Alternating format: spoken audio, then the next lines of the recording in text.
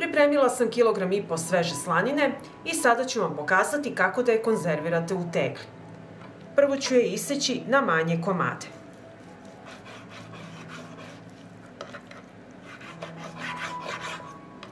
Evo ovako ove veličine.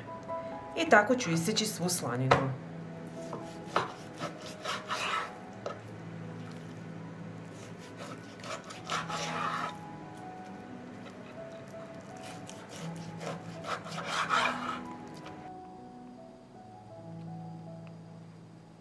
Isekla sam slaninu i sada ću pripremiti marinadu.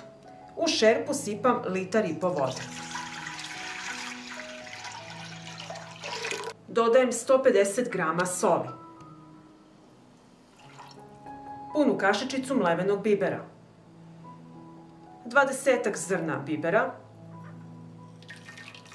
i 3 lista lovora. Sve ću promešati i sačekati da proključa.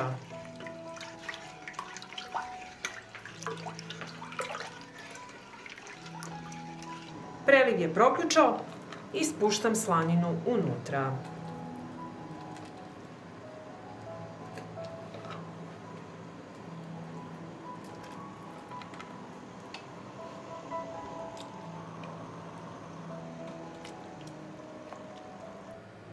Promešat ću i vidite da se preliv sada ohladio kako smo stavili slaninu unutra. Poklopit ću i sačekati da preliv proključa. Od momenta kada preliv proključa, kuvat ću slaninu 30 minuta.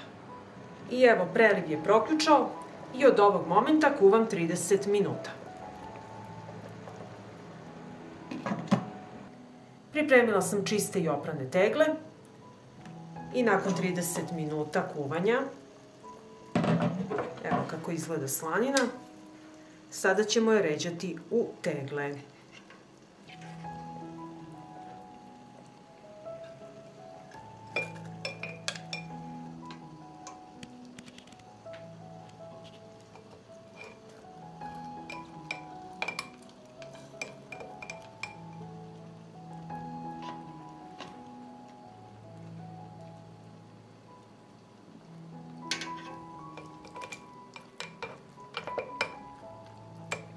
Evo ovako i tako ću napuniti i ostale tegle.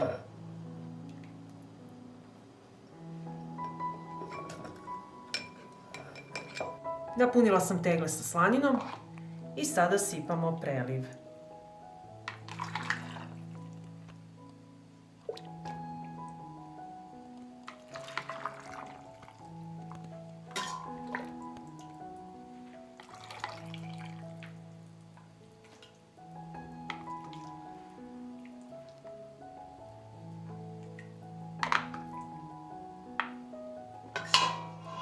I tako ću napuniti i druge tegle. Ono što čuva ovo meso od botulizma je so, jer botulizam se ne razvija u slanoj sredini. Procenat soli u rastvoru mora biti 10% i više. Obrisat ću vrh tegle.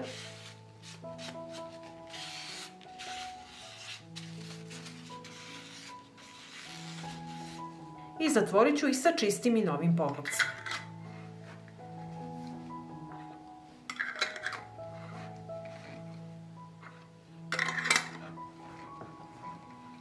Na dno šerpe stavljam krpu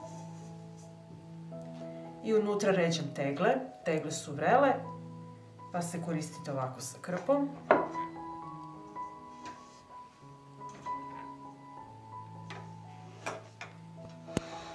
Sipam vruću vodu, jer su tegle vruće. Nemojte sipati hladnu vodu, jer će tegle pući. Vruću vodu sipam do visine poklopca.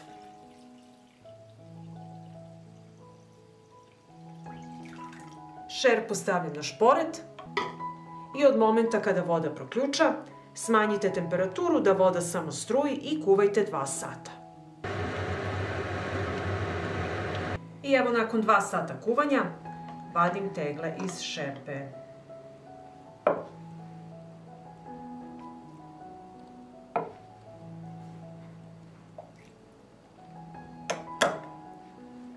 Kada se tegle ohlade, središnji deo poklopca mora utonuti.